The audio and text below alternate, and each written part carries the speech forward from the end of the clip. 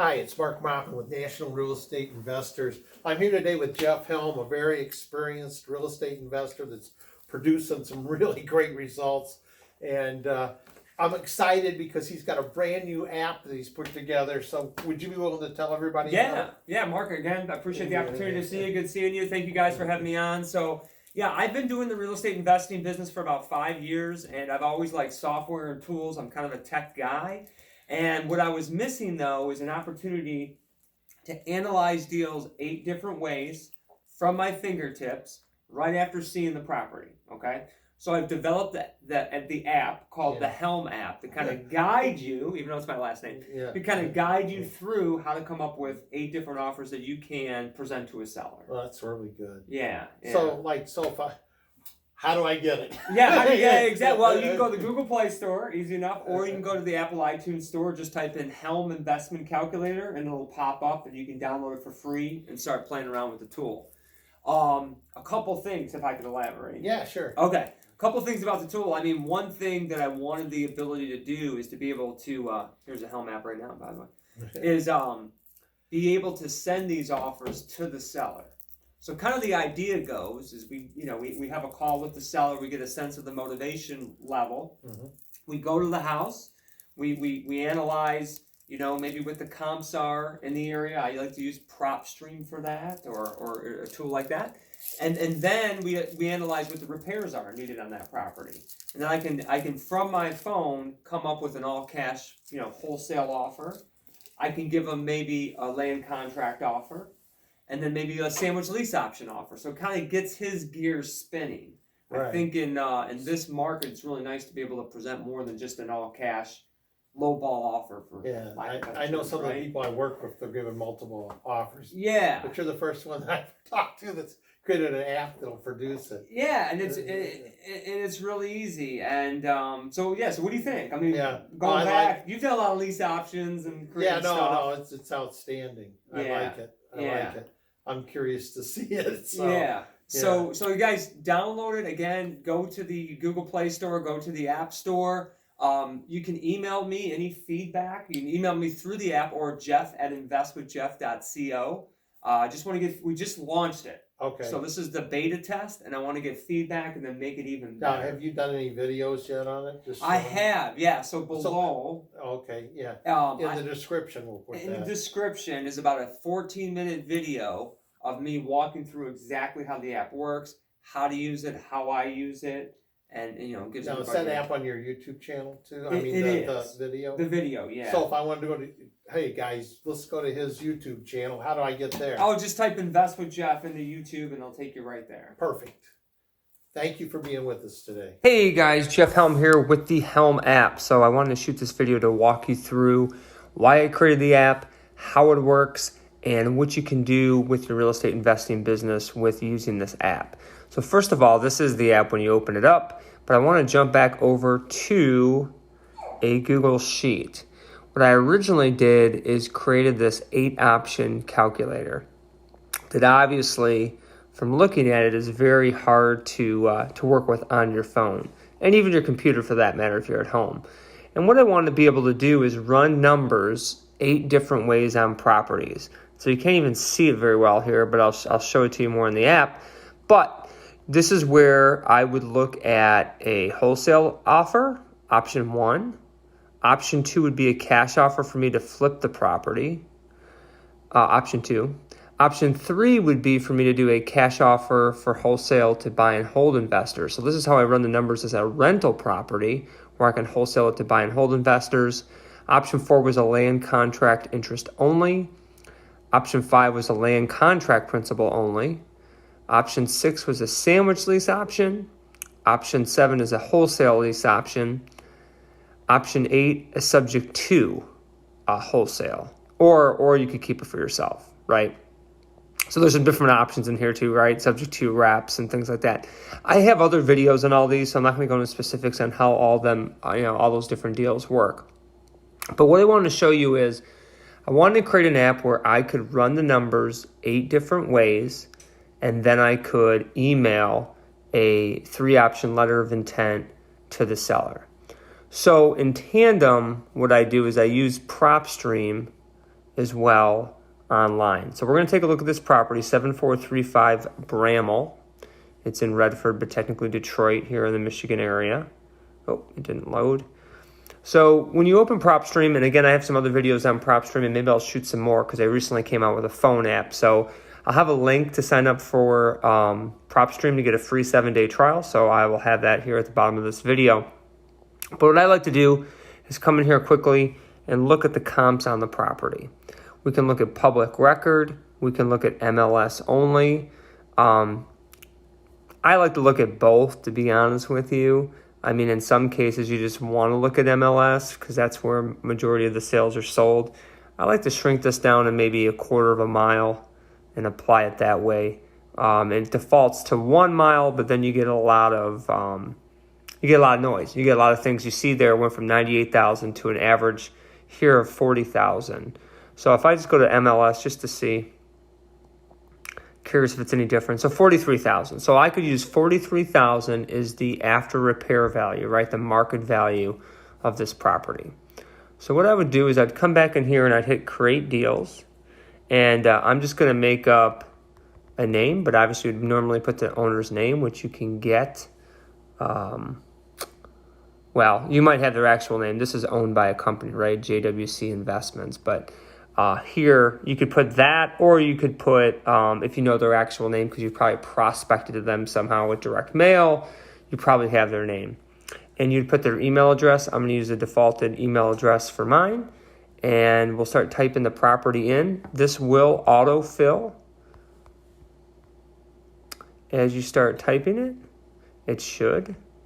I'm not sure why it's not, but on your version, it will autofill. I made sure that we had an API to make that easier for you. You can put a phone number in here if you would like, and then you would hit next. Now, the after repair value, I'm going to put in here 45,000, close enough. The square footage of the property was 858. And the rent rate. The reason I put the rent rate in there is because I like to wholesale properties to buy and hold investors. So it's good to have the rent rate in here as well, which I thought PropStream provides. I use Zillow a lot and I use Rentometer a lot. I'm going to put $800 in here just for example purposes because I believe that is the market rent. Annual taxes. 676. So I was looking for the latest taxes, 676 dollars. There's no mortgage balance. This is so for a current mortgage balance. I'm just going to use this. I'll go ahead and put in there. Let's say the current mortgage balance is $25. I'm going to say $20,000. And let's say the current payment on that, so principal, interest, taxes, and insurance, is $275. Okay. And it's good because when you're doing a subject to transaction, you need to know that information. Sometimes you don't know it, and that's okay. But if you do, then that's the information you need to run a subject to transaction. Okay. So it's a 3-bedroom, 1 bath. Now let's say we just walk this house. What I always tell people is maybe this house is already tenant occupied and it's in decent shape. The roof's been done within the last 10 years. The furnace has been done in the last 10 years. Everything's functional about the house, but it's dated. Well, if it's a rental, there's really nothing that needs to be done to it for somebody to buy it and continue to rent it. There's no repair or rehab. But let's say the nothing is updated in the house. It's all from 1970. It needs a whole new kitchen and bathroom and paint and carpet and flooring. It's a $20 a square foot rehab, for a fix and flipper to resell this house. So that's why there's 2 different dollar per square foot estimates to put in there. Now, once you click next, then it comes into these general settings. Now, I will show you how to change these general settings within your setup when you first set the app up too. But what this is doing is this is taking the preferred discount off the market value and discounting it 30% to be 70% of ARV. And then there's an assignment fee of $5,000. The 70% discount, along with the repair estimate, along with the assignment fee that you're going to get for wholesaling this property is going to calculate the offer that's generated to the seller, okay? And these can be adjusted, okay? Just like cash offer for your fix and flip, I default that to 80%. And then I have lending terms that I would do to flip a property where I'd have to put $20,000 down with 11% interest, 1% lending points, and a 6-month hold period. This is going to calculate how much you're going to make on the deal, okay? Including preferred selling cost, you have holding period, etc. So if you're flipping this property, it's going to calculate that for you. And it's also going to tell you if it's a good deal to do that or not. Same with cash offer for wholesale, the buy and hold investor. We're discounting it to 70%. Again, this could be edited. We could put in here 80, for example. This could be 5,000 versus 10,000. So, those are different things that you can adjust. What I also do is I'm assuming if they're buying it with cash, it'll calculate a cap rate. If they're going to buy it leveraging with a mortgage, I just put in there 6%, 30-year amortization with 20% down. That's going to calculate their cash on cash return. I keep these set. What I say is, with my assignment fee, if I can't generate an 8% return cap rate to my investor buyer, then it's not a good deal. Or if I can't generate at least a 15% cash on cash return to my end buyer, then it's not a good deal. So that's why these are set up here. You can edit those. Same with the land contract terms. These are just all defaults. And I'll show you in general settings where you can change those overall. So you're not doing this for every single deal. So go ahead and click continue. And what it's going to do is generate 8 different offers that you can send to this seller. So for example, option 1, doing the 70% discount with a wholesale fee based on $20 per square foot rehab, your initial offer is $9,300. So let's say I want to give them that cash offer, okay? Now you have your fix and flip, which is going to be about a little bit more because you did an 80% discount. You're not wholesaling this property, you're flipping it yourself. So this initial price offer there is $18,840.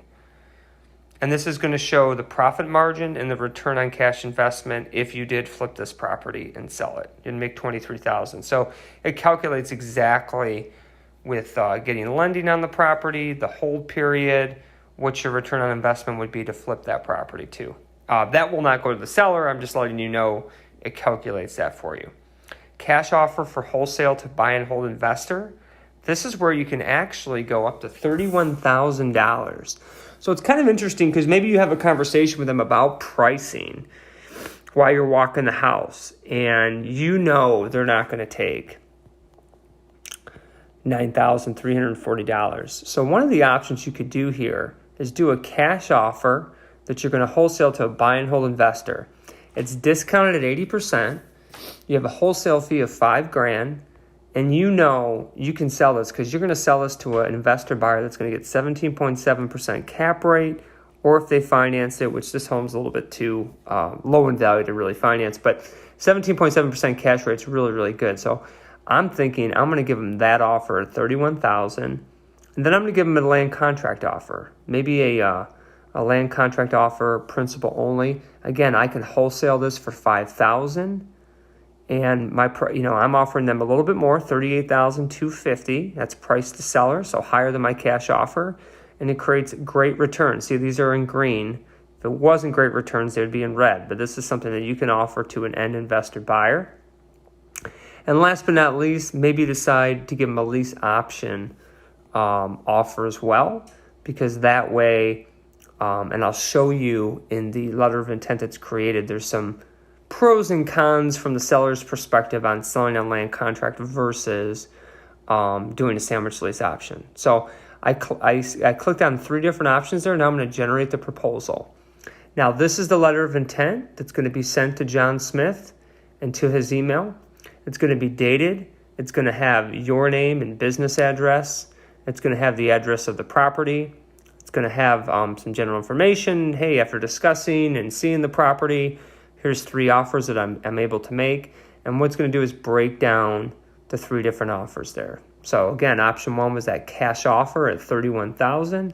Option 2 is the land contract principal only. It breaks down the terms of that. Same with the sandwich lease option. So he's got a lower offer at $31,000. He's got the 2 higher offers, a land contract and a sandwich lease option. And what I really like is in here explains lease options. It also explains, it's an FAQ section, so frequently asked questions. It also explains land contracts. What is a land contract? FAQs on land contracts. So it really explains to them what it is. And then what you do is just click the send to seller, and bam, it went ahead and sent that proposal to your seller. So, and you'll have a record of that as well. And then when they reply, it's going to come back to you as well.